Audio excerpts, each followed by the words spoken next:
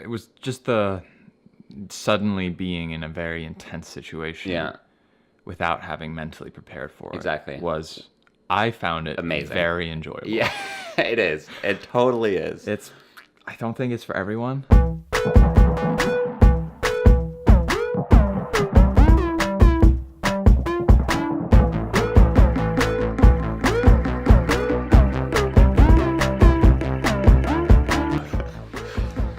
Hello, and welcome to the Burning Boat podcast, a podcast that follows the progress, success, and failures of our company, Burning Boat. It's a beautiful day. It's sunny out. I just finished watching Wild Wild Country. I'm feeling good. I'm ready for this podcast. Can you remember everything we've done this week? Let's start. You.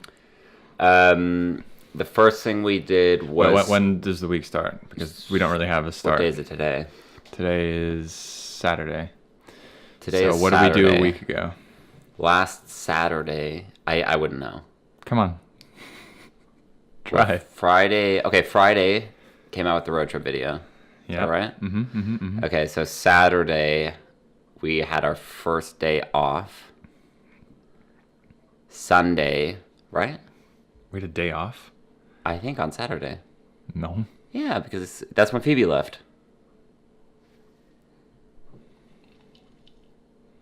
Right?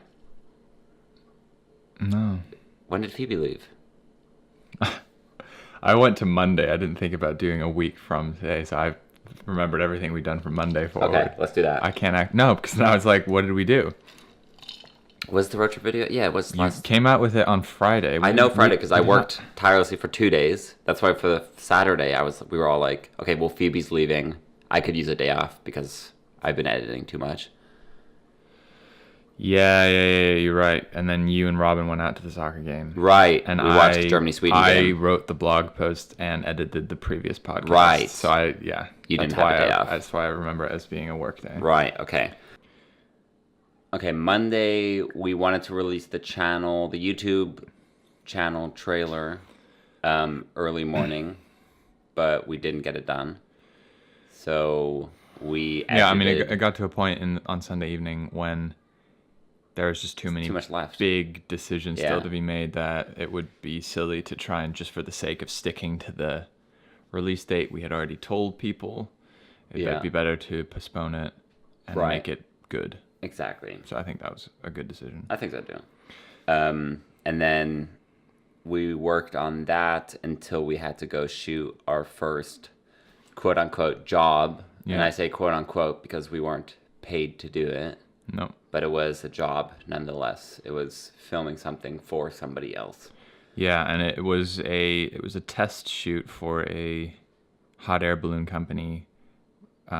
And the idea was that we would show them what we could do. Right. And then they would hire us for the real deal on another date. Sort of a chance for us to prove ourselves. So that was super interesting because I knew nothing about it. You had kind of talked to the guy a little bit. Yeah. But we basically, drove our bike. No, we didn't. We took all the gear. We had to carry it by hand. Yeah, we didn't have the bike yet. Oh my God, my shoulders were fucking... That gear is really fucking heavy. Anyway, we had to carry it all the way from the train station, carry it on the train, away from the train station to this hangar where they kind of store the balloons in trailers. And that's where we meet them, and they're saying, okay, well, today we're going... Well, when we first showed up, the way that they were like, who are you? Yeah. Because the guy we'd been talking to, who is the founder of the company, he's the guy in charge, but he wasn't there. And it didn't seem like he had told everyone that we were going to be there. Yeah. So straight away, there's a little bit of like, hey, yeah. A little awkward. He finally shows up. He's a giant. Crushed my hand when I shook his hand. He reminded me of Tony Robbins. Really? Yeah, he's huge. He made you look like a child. I would look at you and I'd be like, you look so small. Looked small as well. And Robin's a pretty big guy. Yeah. I must have just looked like, yeah. Like his kid. Yeah, like his 8-year-old kid. But he was He was very nice. I loved him. Cool. He had a great personality. So it made me realize that because there were so many people there, like it was a huge, like it wasn't just a one-man company or a two-man company. There's like 10 people working with this hot air balloon thing. Right. It made me think that his personality is probably a big part of why they're successful, because people want the experience with him specifically. And I think that he actually adds a lot to that experience as a host. I think so. I mean, you didn't see I wasn't on what his he balloon. would. Yeah, well, but I saw him afterwards when they landed. He was just like, people loved him. He was like the star, walking around, shaking everyone's hands, making everyone laugh. It was something, even in the van when we were driving to the place. Very honest. It was honesty. He doesn't really care. Because he was a little bit frazzled. It's not like everything was perfectly planned, but he sort of had this air about him that like, it'll be all right. Yeah, we'll figure it out. Yeah, exactly. I like that attitude. Yeah. Because it's got to be, I mean, things will be different for every flight they have, I assume. I think that's... You got to be able to change on the spot. Yeah. So let's just... Okay, so we met them at the hangar. Then they said, well, actually, we're flying the balloons from this place that's like, I don't know, an hour outside of Copenhagen, an hour and a half outside of Copenhagen. Yeah, it was a while. So we just pack our equipment in one of the vans, and then all of us pile into the back of his van, which was unexpected. I thought we were flying from there. I didn't know where we were going to fly from. Well, I thought so too. Yeah. I looked up, but there's like an airfield there, which means it's probably going to be difficult to fly the drone because of the restrictions. Yeah. But we pretty much left straight away. Yeah. And then had this drive, and then arrived, and come to find out that it's like 100 people there. It's like 100 people. So these hot air balloons, they fit like 20 people each. And they were flying 2 balloons on that day. Right.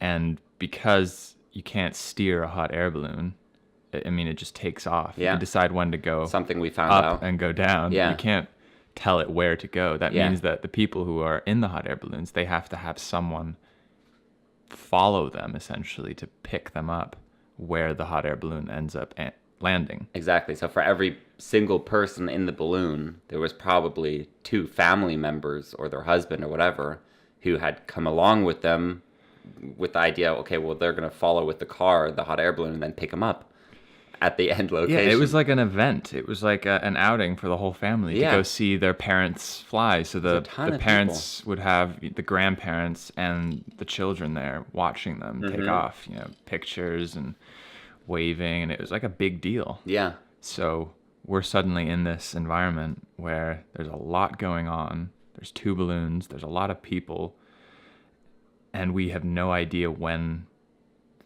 things happen or how long it takes for the air balloon to get ready. Right. I know, but like he had also said, once I start with these people, it's going to be very hard for me to tell you guys what's going on, which was totally true.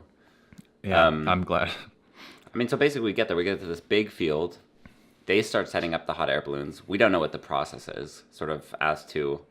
I mean, he said at one point, I asked, how long does it take from when the balloon is laid out on the floor to when it's flight ready? Because I wanted to know how long it would take to do a time lapse. Yeah.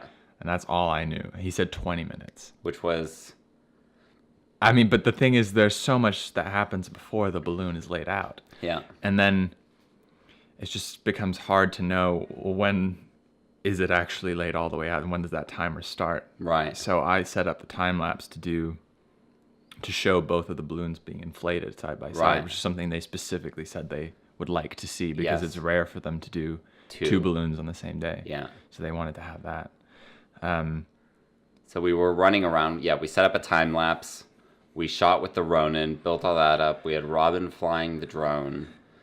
We're trying to capture everything in terms of them, even dropping the balloons off, pulling out the actual balloon from this huge bag, right? Laying it out, opening up the balloon, starting to blow with this huge fan, blowing air into the balloon and everything. I mean, there's an overwhelming amount to film. Yeah. And it's happening all over the place. Right.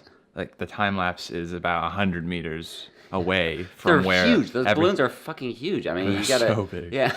So way bigger than I thought. Well, yeah, if they have to hold 20 people. I was picturing a plus balloon the like a fourth basket. of the size. Yeah. You have to be like pretty far to get a wide shot of them. But kind of what ended up happening a little bit was that you and Robin kind of took over the filming aspect of it. You each had a camera. Right. You were on the Ronin for the first part of it. I was on the Ronin. The Ronin is a stabilized gimbal that Nice. gives these very smooth shots that work well for intercutting content. It's not something you would use to necessarily film like someone explaining something. It's more something you'd use to get dynamic shots with movement that work really well in like a promotional video. Exactly. And it's a heavy piece of equipment. You can only use it for so long. Yeah. Kind of tires you out. Anyways, I was on the Ronin, and then I realized they were calling my name because I had to do the safety check with the passengers because I was going on the balloon. Yeah, so then I started screaming at Robin. They told us that only one person can go in the balloon. Right. So that was you. And we had decided that just because you kind of were more familiar with the slider at the time,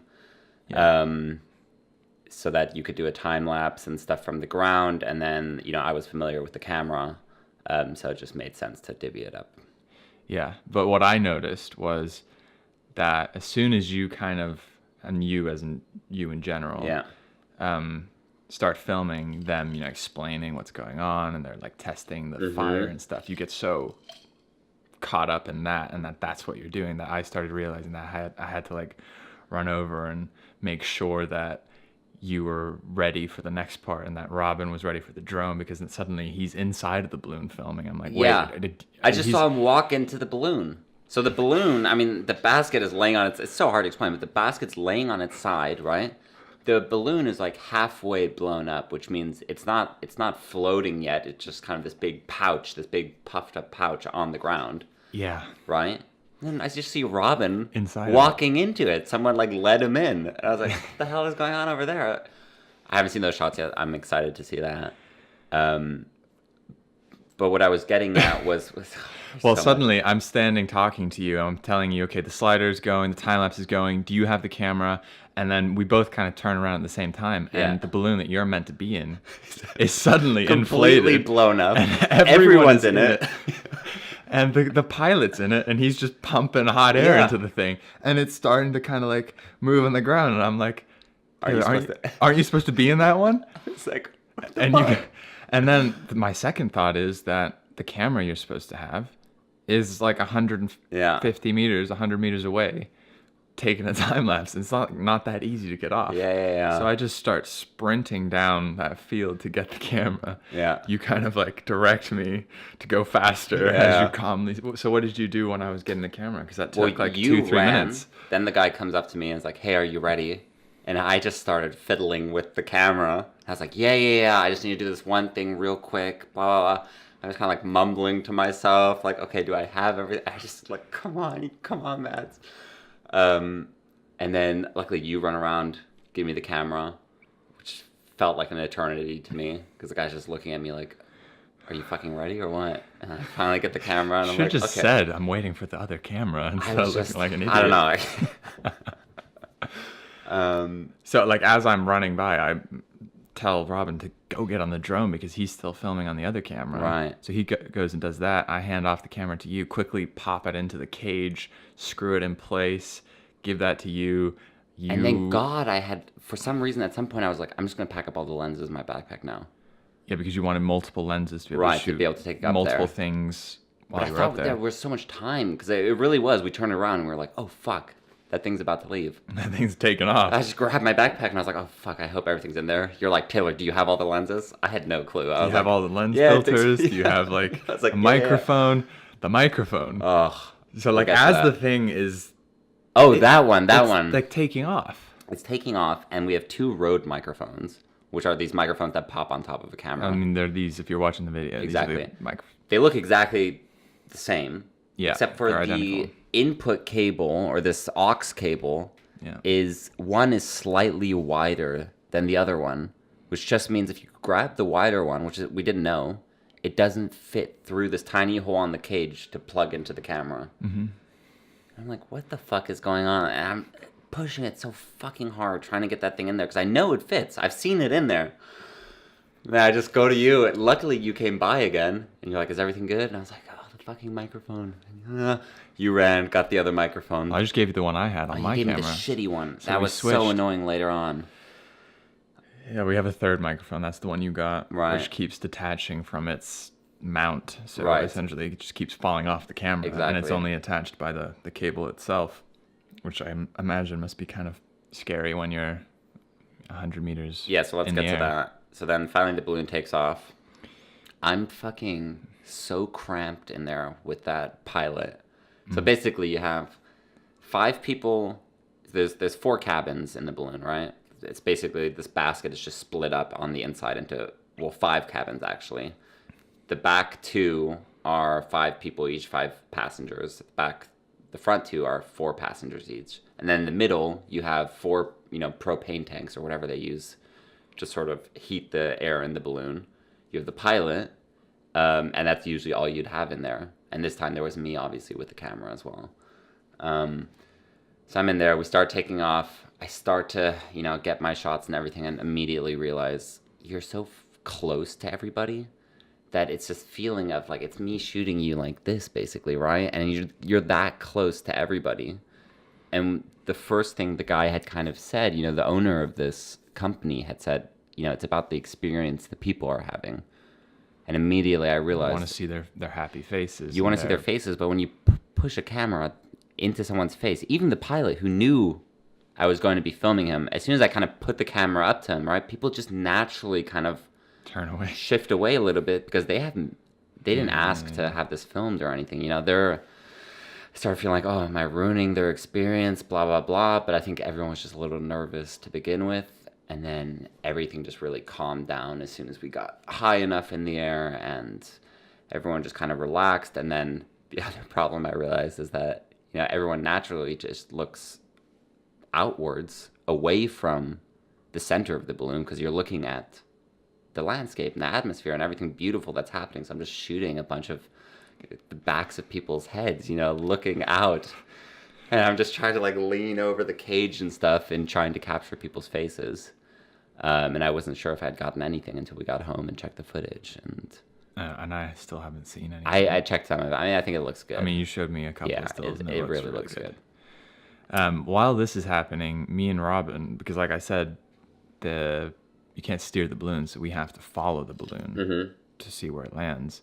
So we jumped. Well, first we had to pack everything together, which is run over and get the slider, disassemble the Ronin, put everything back, make sure that we've got everything, because there's just so many different places we were filming from that I was convinced that we had left some big piece of equipment just because there's so much room to cover. Yeah. But we get in a van and we just start driving along the road trying to look out the window to see where the balloon is. They had these apps though that you could download and then follow the balloon. Kind of track it. Yeah, it had a GPS system on it, so you could see where it was and then kind of try and make your way on the roads to best follow it, or at least to try and get in that general direction. Yeah. And the flight was about an hour, so we had an hour to follow you. And it was just we wanted to stop and film with the drone, but it was just so hard to catch up. And it takes probably 2 minutes from when the van stops to when the drone is in the air.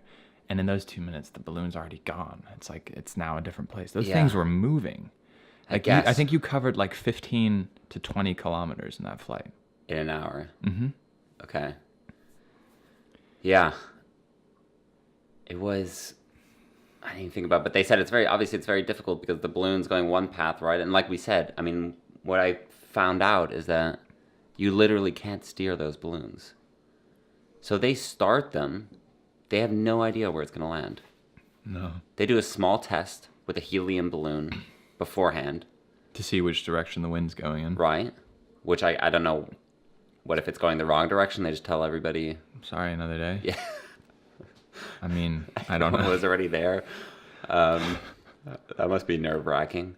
But yeah, you can't steer these balloons. The only thing you can do is rotate the basket because you want to land a certain way. That was that landing position, right? You face your back towards where you're about to land, so if the basket tips over, everyone just kind of lies on their back.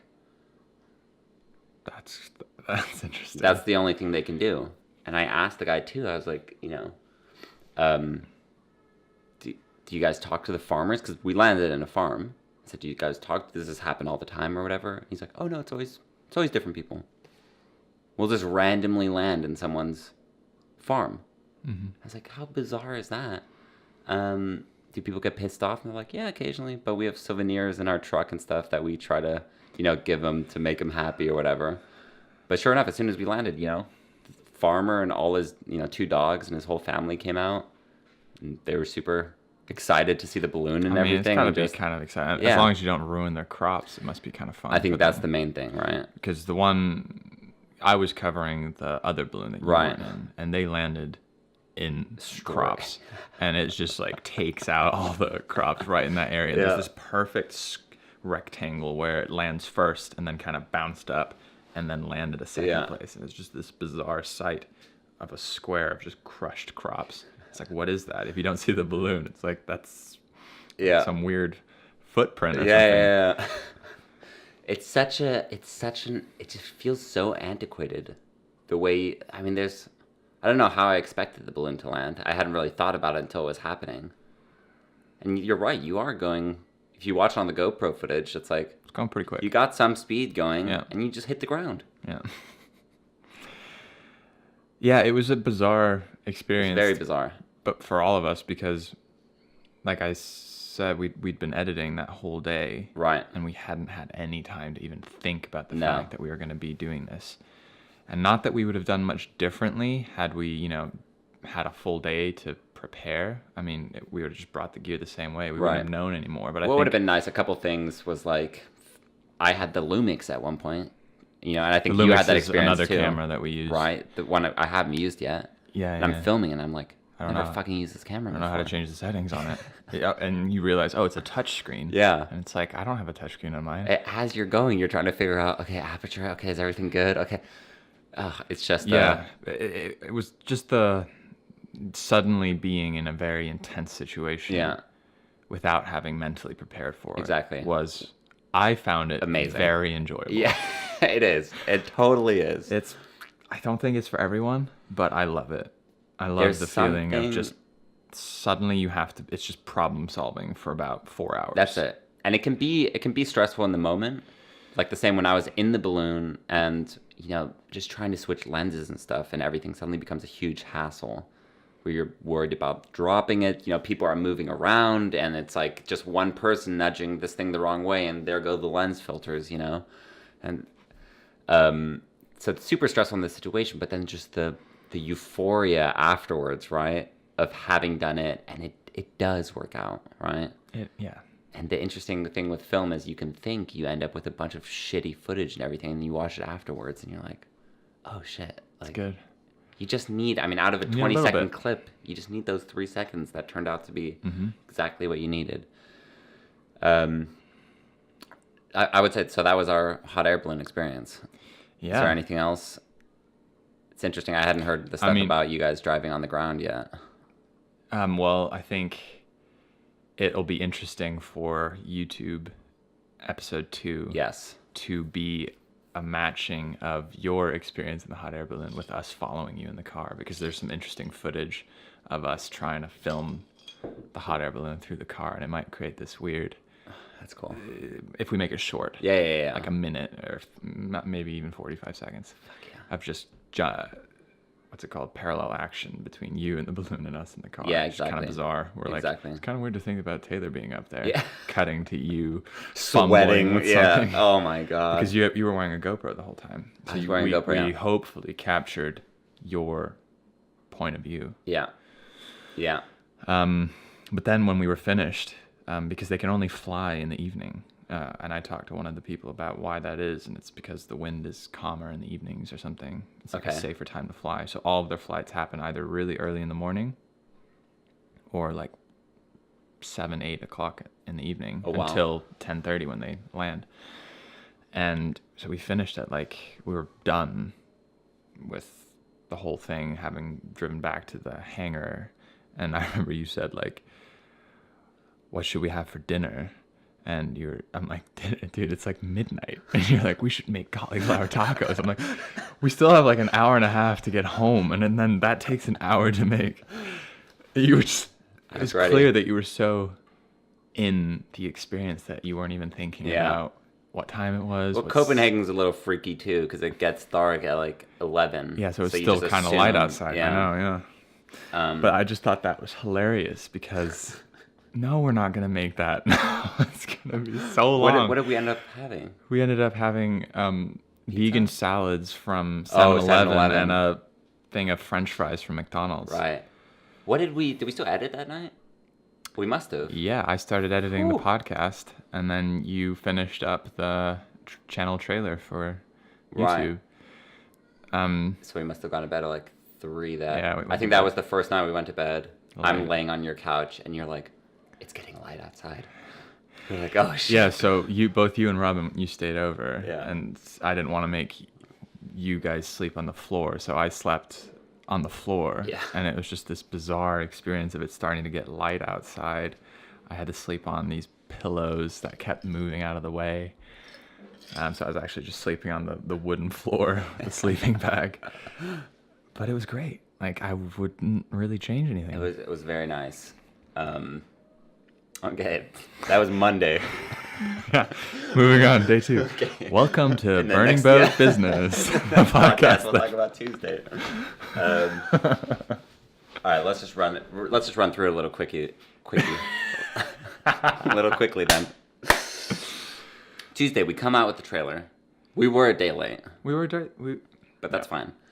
I think we were. This is something that I find very interesting with us, that we set these deadlines, right, and we're very serious about the deadlines we set, but they're just for us. I mean, we do say them, we mention them in maybe like an Instagram post, video coming out Monday, or maybe we mention it in the podcast, but really it's just for us. Yeah.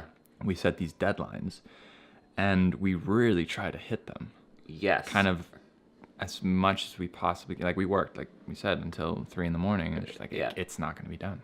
And that's already after having worked all day Sunday. Yeah. I mean. But I think that's the good thing, is that we're then able to say, okay, we have really tried to get it out when we said we would. It's not that we're overwhelmed by it and kind of can get some relief by saying, okay, let's just postpone it. It's just a matter of not having enough time and needing to do it. Right. More of a necessity rather than a decision. There's a balance where it's like, okay, the video's not done, right? And that wasn't due to us not working enough, right? It just wasn't done. So then, yes, postpone it. It wasn't done creatively. Right. It wasn't quite there. It wasn't that we were running out of time. It was we weren't able to solve. I can't remember some of the what issues. Was the one thing that we were saying. It was the voiceover. We couldn't hear what you were saying. Right. And we weren't understanding why it was hard. Why it wasn't working. It's just, it's a little too difficult to hear what you were saying, and it starts the video off with like a question, like, what did he say? It's like, what is that? Yeah. So I started with that. Okay, yeah, I remember that now. Okay, but we got the channel trailer out Tuesday. And then there's just this kind of like quiet after the storm where you're not really sure what you're going to do with yourself after working so intensely for like 48 hours. Right. I think we went climbing.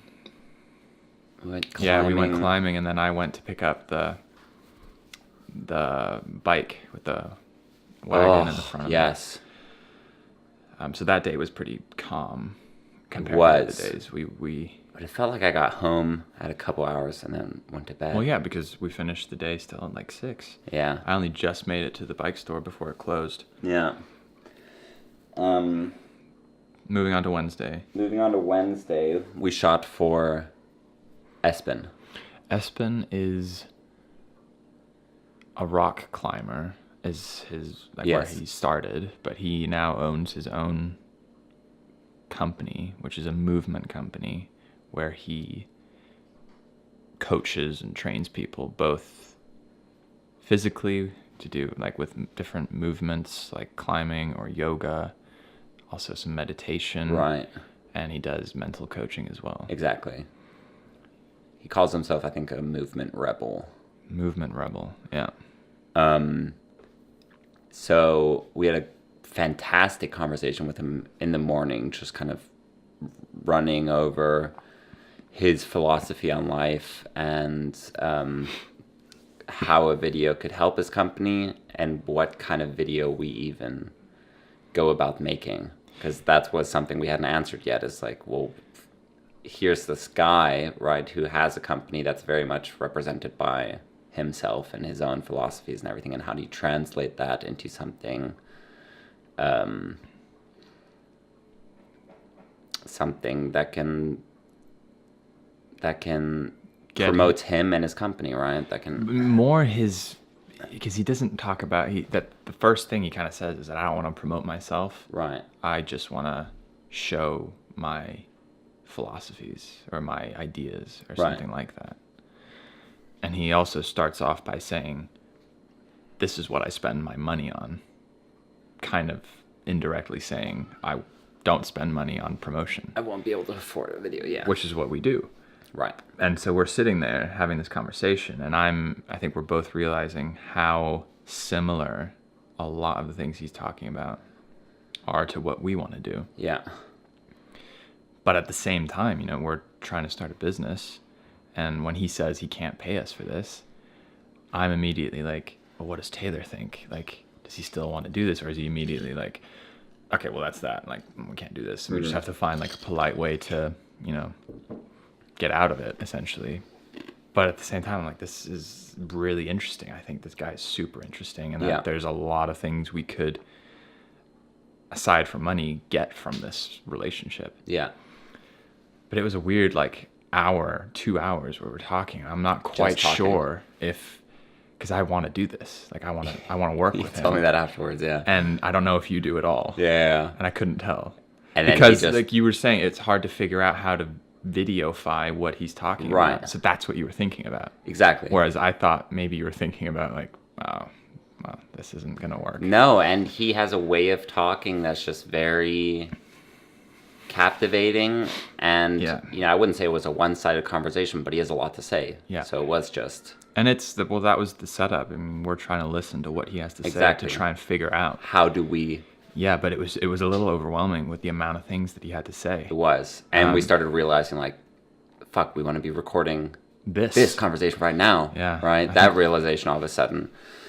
But we ended up just kind of deciding to let's just film kind of a life in the day for the rest of this day. Exactly. Following this guy around, having him show us what he does.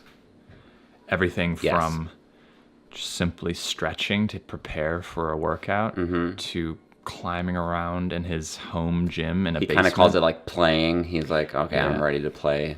To him meditating. Doing these intense meditations that seriously, like, that was cool to watch. Honestly, that was probably my favorite part of that whole day, was watching him meditate, which just sounds so bizarre. Yeah. But it's something that I'm really interested in and have been trying to really get into.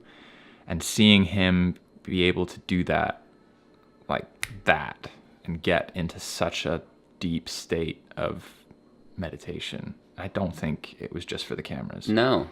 I felt like we weren't there. And it was so different from the meditation I've been doing. Yeah. Right? So it's just, it makes me want to learn things from him. Obviously, he does this a lot. Obviously, he does have a lot of knowledge to share. And it was something where I was like, fuck, like, I really want to progress up to that, whatever that is. Yeah. And I just kept getting more and more excited about essentially making this content for him for free, because he might be able to, you know, like, coach us, whether it be in climbing or whether it be like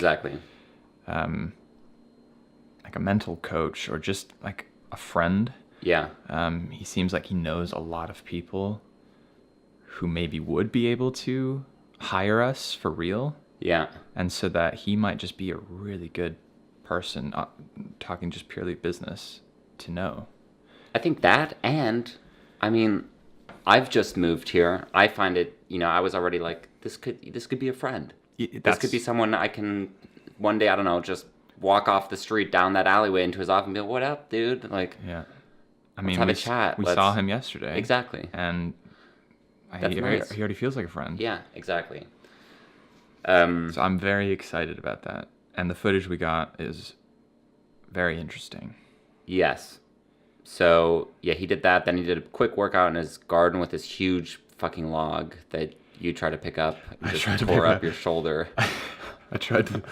He keeps talking about, which I think is really true, that there's a lot of ego involved with the kind of things that he does, like working out and people feeling like they have to give excuses for why they weren't able to do the move, or say, oh, I'm not on my game today, or I didn't sleep well, or something. And like, just, you're not at the same level as this person, but maybe you're really good at this thing. So I was very aware of like, not, if I wasn't able to do something that he did, not saying anything about it, just being like, okay, that's fine. Yeah. So he's carrying around this log, and I'm like, how much does that thing weigh? He's like, it's pretty heavy. I'm like, okay, here we go. And he's like, immediately he switches from us filming him to he's teacher. Yeah. Because that's what he does. Yeah. And he's like telling me keep your back straight. Keep your back straight. And I'm like, okay, I'll keep it straight. I don't know, is this what you mean? And I picked the thing. I managed to pick it up, which I was very happy with. Yeah. But there was a point where I was like, it's not going up. I haven't done squats for a while. And I carried it around, and I'm like, this thing is like digging into my shoulder. It's really hurting. I was like, do I stop and switch it? Because then it's like bringing attention to it, or just keep carrying it? So I just kept carrying it. I move over and I put it down. I do it wrong. And he's telling me what to do differently. Keep your back straight. Yeah, I thought he meant, I just misunderstood what he was saying. But it was just, it would have been really easy for me to go, oh, like I thought I misunderstood you. I thought you said this way, but I just didn't sound so. Okay. And I moved on. It was really weird for me to do that. That's funny. So he did that, and then we filmed him rock climbing a little bit. He's a very good rock climber. That was fun. And then we filmed him doing some urban climbing, which is just him scaling buildings using their pipes and stuff, and just I don't know how else to describe it. That was pretty fun to watch. That was just a quick little, I think he climbed like 3 things, did some balance acts pretty high up. Which I think is part of his, philosophy that you can work out anywhere. Yeah. You don't have to go to the gym. You can just use your environment to do what you can. It's not about working out. It's about doing daily practices of movement and making it fun. Exactly. It's not about going to the gym and lifting weights and doing reps and getting big. He seemed very anti that. Yeah. Because I think, regardless. And then, we finished off the day with him jumping in the water. In the harbor, yeah. I almost filmed his naked body. I just turned around with the camera and he's completely naked. And I was like, okay, well, this is what we're doing? And then he put on some shorts. It's worse than what I did. I mean, no. What I did was worse because I went to go get a GoPro to put on him.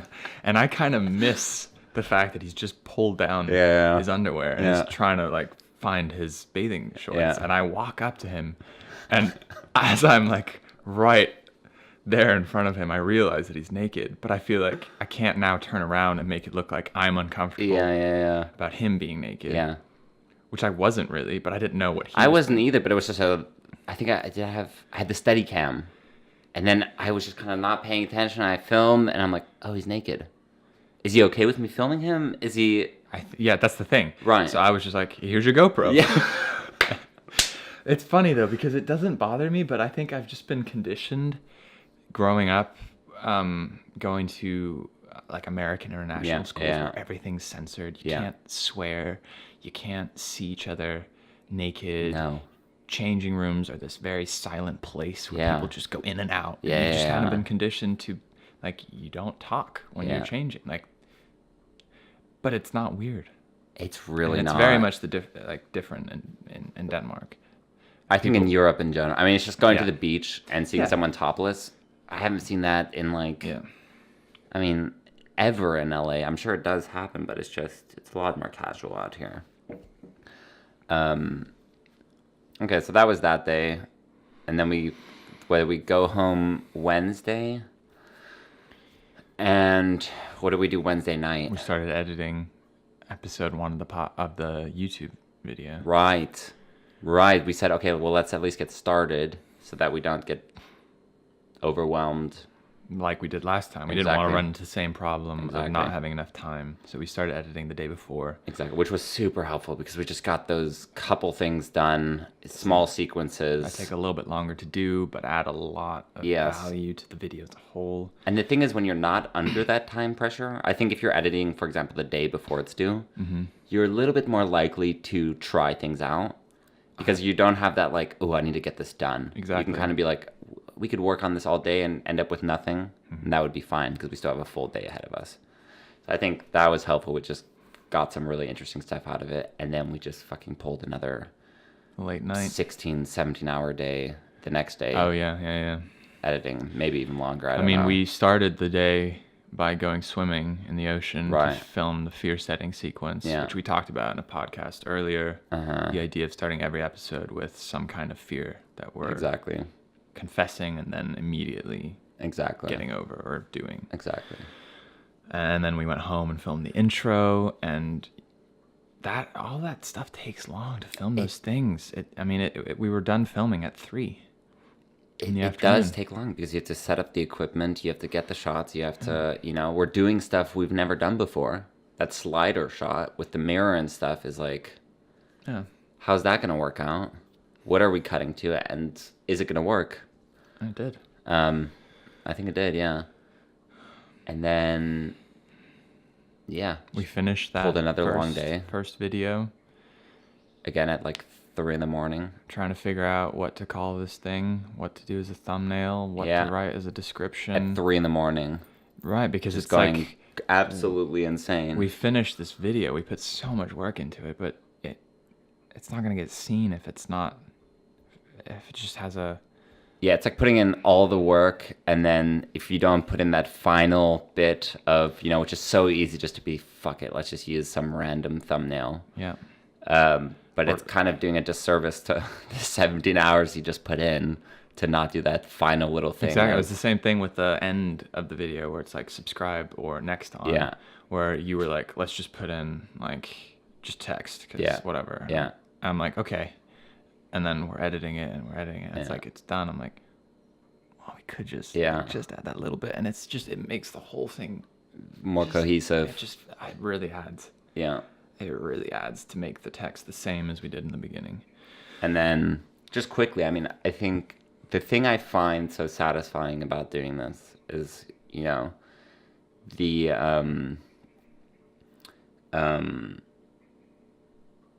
that we do give ourselves a deadline, right? And again, if it's really not done, we won't post it. But we could have worked on that episode for another 6 days. Yeah. And really made it something up. But there's something so satisfying about this. Like, okay, we went out, we shot it. Maybe it works. Maybe it doesn't work. Move on. But here it is. Yeah. Here's episode 1, and move on to episode 2. And I think that's something I haven't had in a long time because everything I've been doing is either like a short film, which you work on forever, was TV, which is like 30 days of, editing to come out with something. And it always has to be this kind of perfect product at the end. And I think, working on this shorter content, it's just so satisfying just to try something out, because that's something I'm really bad at, is like accepting, okay, maybe this isn't perfect, but here it is. People are going to watch it. People are going to make their opinions, and people can criticize it, and that's fine. Mm. And I'm not even thinking about episode 1 anymore. Now it's on to episode 2. Exactly. It's on episode 2, but you still have, we both watched it yesterday. Yeah. And we're like, yeah, it's good, but we could do this differently. Yes. Like, let's do this differently. And maybe we should have thought of that. Yeah. And so we're improving for episode 2. Yeah. Which is it's a fun way of working because, well, what is it about it that's fun? I think it's the thing because you put so much work into it. It's such a short amount of time, though, that you kind of get this constant feeling that you're creating something new. You're not bogged down to work on the same thing for 30 days. Where basically only on the 30th day you kind of get that sensation of like, ooh, that did something. I did something new, blah, blah, blah. I think it's so rapid right now with how much content we're producing and how much we're putting out, and that having a final product to put out there is just so fucking satisfying. Yeah. For me, because it fuels that like creative need that I have. And honestly, it's like, I think it's something I have to do in life to not get depressed. I mean, we ended up calling the episode, this was that late night when we were trying to figure out what to call this thing. Yeah. We ended up calling it Creative Addiction. Yeah. Which came out of nowhere, but it suddenly felt like that's exactly what the episode is about. It's kind of showing us creating these different things, like making the podcast. Right. Making a YouTube video, making a channel trailer. And it's not even it's even us doing the fear setting montage. Mm-hmm. That's just one thing. That's already like... Yeah, it's an element within the video as a whole. Exactly. Yeah. I think there's definitely something to be said about that, and I don't know where that leads to, but I have had a few moments where I go home afterwards, and it's going from such an intense work environment to then like nothing, being at home and nothing, and that can be quite I think shocking. I think we've had the very similar experiences then. Yeah. Because I had the exact same thing yesterday. I was just like, what do I do? And I was telling you earlier that something I had thought I could work on ended up not I wasn't able to work on it because the thing was broken. Yeah. So I wasn't able to edit a little piece that I thought I'd be able to spend my evening on. Right. And it was very much like realizing, oh my God, I'm addicted to working on this thing. Yeah. And I suddenly had to realize that you need to take a little bit of a step back and be okay with not doing anything. Not just endure not doing anything, but enjoy not doing anything. Yeah. But that's very difficult to shut that. Yeah, so like 2 weeks of intensity, suddenly you have like the day off. Right. Like, it was just the evening off. I mean, I got back at like 6. Yeah. It was just the evening I had off. And it took some serious like assessment, or like I really had to think about like why do I feel like this? Like why am I like down right now? Yeah. Because I'm very excited about everything. To realize that it's just because you haven't been thinking about anything else. You haven't had time to think of anything but the work. Yeah.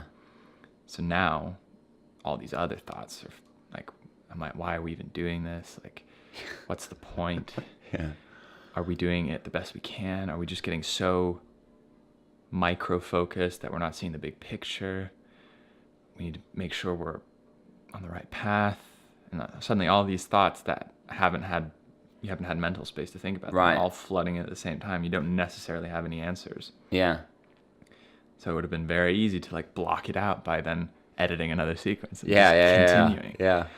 But I forced myself to just go through a routine of like mindfulness and meditating and journaling and just resetting a little bit. I think it's very useful and very important, which kind of led me to thinking about what we should do for episode 2. Okay. So like in an interesting way, it led to some work.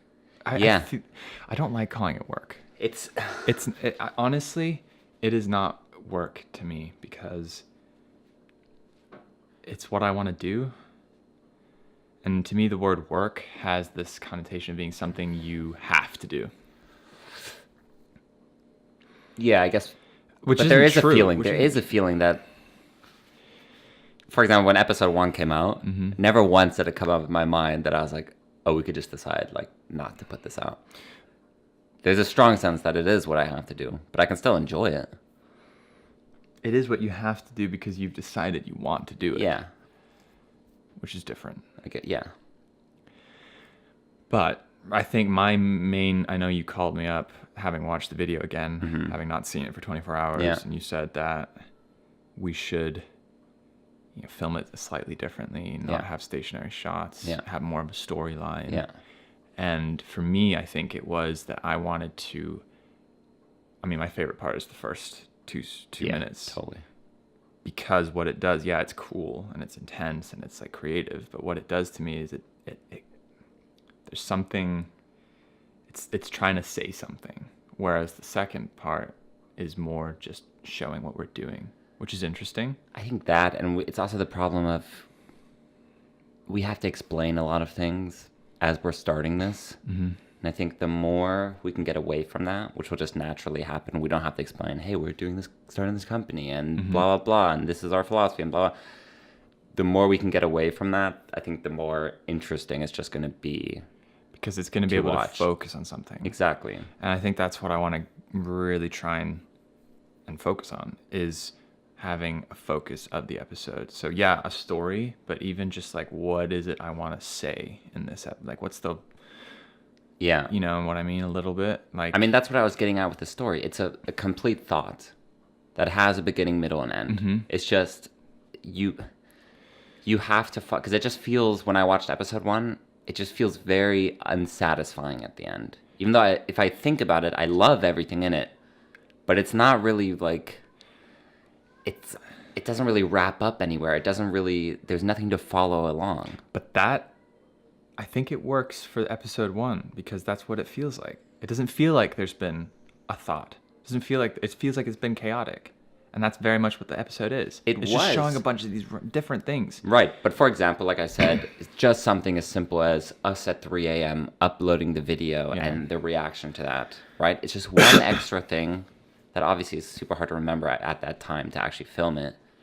But it's just like something that gives you the feeling of like, okay, you went along with us, you kind of saw the process, and here's sort of the end, right? Yeah. Whereas right now it feels like, here's the process. And that's it. And that's it.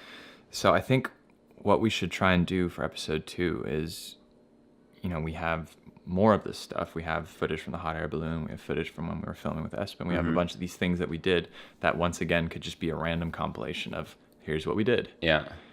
If the whole thing was told with like something in mind, something like what I was talking about, what I did last night, which was trying to clear my head of everything that's been going on so that I can focus on like, why are we doing this? Mm-hmm. So if the whole thing is told kind of like a short film, as if it's thoughts that keep popping back into my head as I'm meditating. Mm-hmm. Or it could be both of us going through a morning routine, Mm-hmm. you at your house, me at my place. Mm-hmm. It's not a lot of shots, just a couple of things that we then keep coming back to. Something like you're sitting there meditating and you can hear things that you're hearing as part of your meditation, like the sounds around you, and suddenly it's just hot air balloon because it keeps fucking popping back into your head. Yeah. Or it's editing. Yeah. And so it's showing what we're doing, but the video is talking about how you're being able to rest the mind. That's just an idea. No, I like it. It's funny that you mentioned the morning routine, because while I was riding my bike, I thought it would just be an interesting, exactly that, like parallel action between both of us leading up to whatever we want the episode to be about, which is probably the hot air balloon and Espen and whatever. Yeah. Right.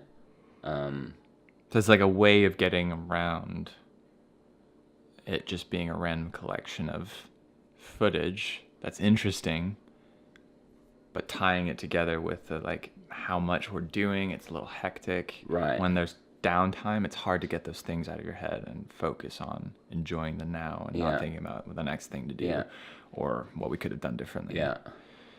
So, but you can still show all those things. Yeah. That was my idea. I like it. I think that's what I'm getting at, is that it can use a little bit more focus.